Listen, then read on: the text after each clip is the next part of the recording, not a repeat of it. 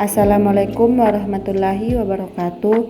Kali ini saya akan menjelaskan materi pada mata kuliah kewarganegaraan, yaitu sumber historis, sosiologis, dan politik tentang konstitusional dalam berbangsa negara Indonesia.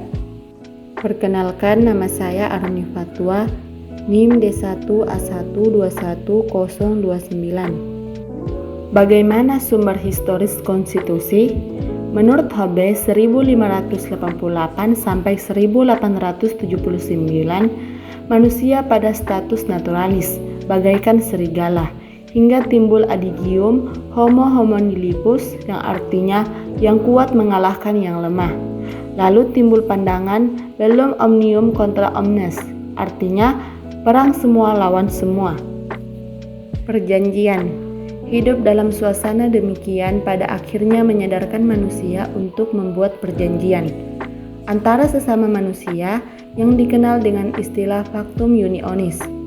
Selanjutnya, timbul perjanjian rakyat menyerahkan kekuasaannya kepada penguasa untuk menjaga perjanjian rakyat yang dikenal dengan istilah factum subjectionis. Dalam bukunya yang berjudul Leviathan 1651, ia mengajukan suatu argumentasi tentang kewajiban politik yang disebut kontrak sosial, yang mengimplikasikan pengalihan kedaulatan kepada primus inter pares yang kemudian berkuasa secara mutlak atau absolut. Pemikiran Hobbes tak lepas dari pengaruh kondisi zamannya, sehingga ia cenderung membela monarki absolut atau kerajaan mutlak dengan konsep divine right, yang menyatakan bahwa penguasa di bumi merupakan pilihan Tuhan, sehingga ia memiliki otoritas tidak tertandingi.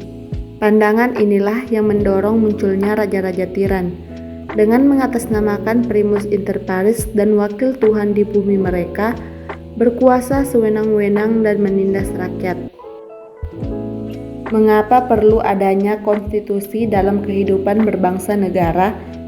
Konstitusi negara di satu sisi dimaksudkan untuk membatasi kekuasaan penyelenggaraan negara dan di sisi lain untuk menjamin hak-hak dasar warga negara. Konstitusi juga diperlukan untuk membagi kekuasaan dalam negara. Pandangan ini didasarkan pada fungsi konstitusi yang salah satu diantaranya adalah membagi kekuasaan dalam negara.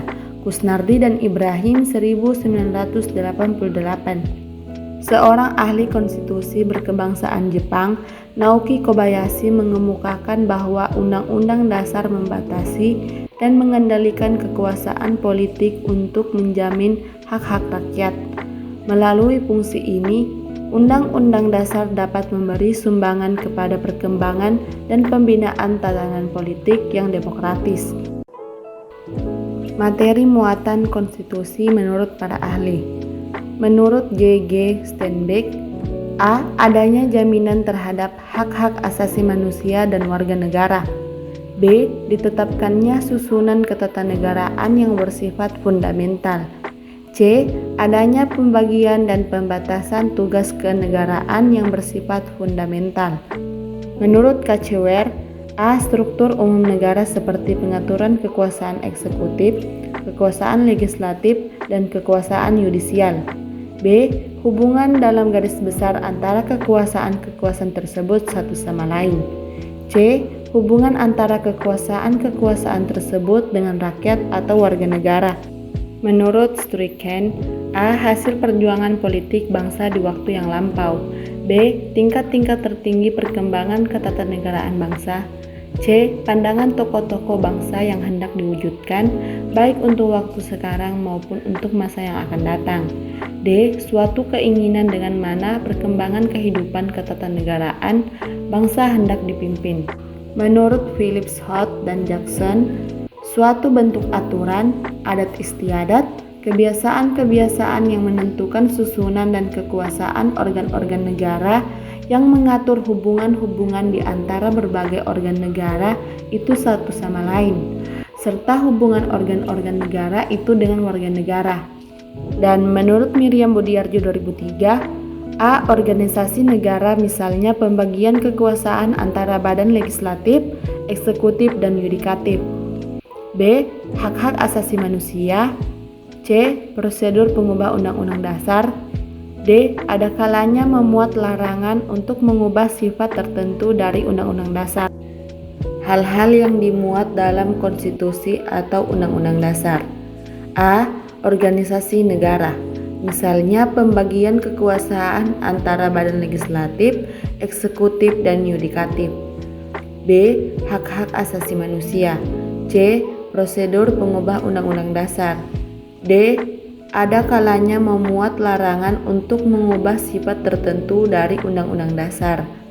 E. Memuat cita-cita rakyat dan asas-asas ideologi negara. Konstitusi dalam arti sempit. Dalam arti sempit, konstitusi merupakan suatu dokumen atau seperangkat dokumen yang berisi aturan-aturan dasar untuk menyelenggarakan negara. Sedangkan dalam arti luas, konstitusi merupakan peraturan baik tertulis maupun tidak tertulis yang menentukan bagaimana lembaga negara dibentuk dan dijalankan. Itulah tadi materi penjelasan dari sumber historis, sosiologis, dan politik tentang konstitusional dalam berbangsa negara Indonesia. Saya ucapkan terima kasih. Wassalamualaikum warahmatullahi wabarakatuh.